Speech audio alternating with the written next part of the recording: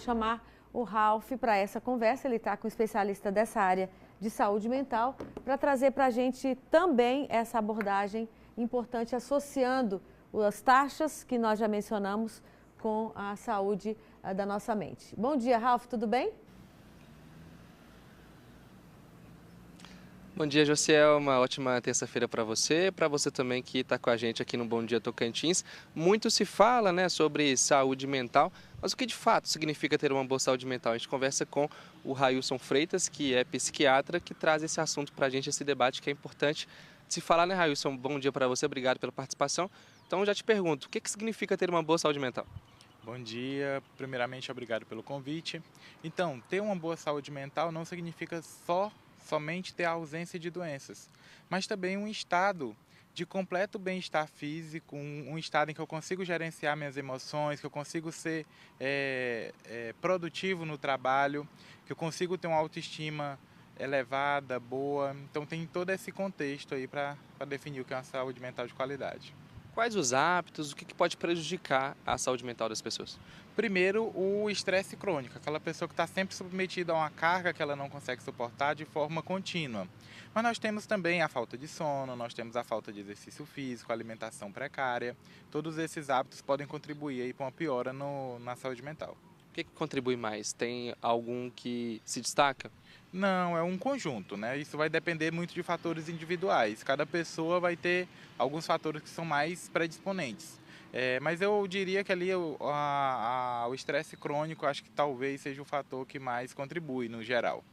Isso agora, a saúde mental, ela afeta muito as emoções, né, das pessoas. Eu queria que o senhor comentasse um pouquinho sobre essa questão da parte emocional. Sim. A saúde mental está diretamente relacionada com algumas comorbidades, algumas doenças que estão diretamente relacionadas às emoções. A principal hoje é a ansiedade, né? Mas a gente vive num mundo muito ansioso. O Brasil é o país mais ansioso dentre todos, que tem mais a incidência desse tipo de transtorno de ansiedade. Mas a gente verifica também uma incidência muito grande de transtornos depressivos, né? Transtornos mais relacionados com a tristeza.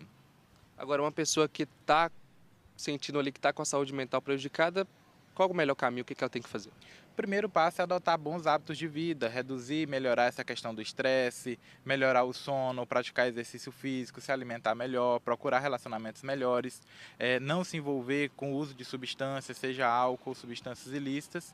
E se mesmo assim não apresentar nenhuma melhora, deve procurar suporte aí de um psicólogo ou de um psiquiatra. Queria que o senhor comentasse também sobre a parte do metabolismo com a saúde mental. A questão do metabolismo, a gente observa que pessoas ansiosas, elas têm uma tendência a consumir mais carboidratos, a ganhar peso, porque às vezes a pessoa substitui, vamos dizer assim, essa ansiedade por um alimento. Então a pessoa acaba se alimentando de forma excessiva também como um mecanismo ali de lidar com essa ansiedade.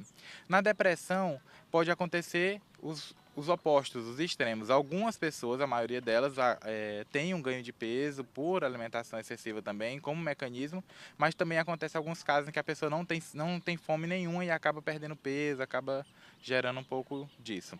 Além disso, ultrapassando um pouquinho a barreira da psiquiatria em si, nós temos algumas doenças metabólicas que influenciam muito na questão da depressão, na questão da ansiedade, que são as doenças de tireoide, e que quando a gente faz uma consulta médica, a gente acaba sempre fazendo essa triagem para verificar se não é o caso desse paciente. Railson, se uma pessoa não procurar, né, uma ajuda em caso ali de ter a saúde mental prejudicada, o que isso pode, né, o que pode acontecer? Uma piora geral na qualidade de vida dessa pessoa, né?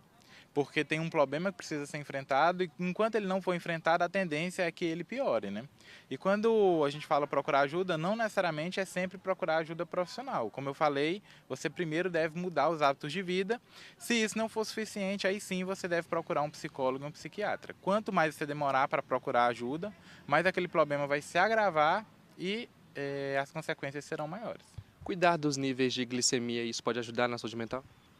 Diretamente, não, mas a gente sabe que a questão da glicemia está relacionada à qualidade de vida, está relacionado também a outras doenças como diabetes. Isso significa também que a pessoa está cuidando da parte alimentar, está fazendo exercício físico.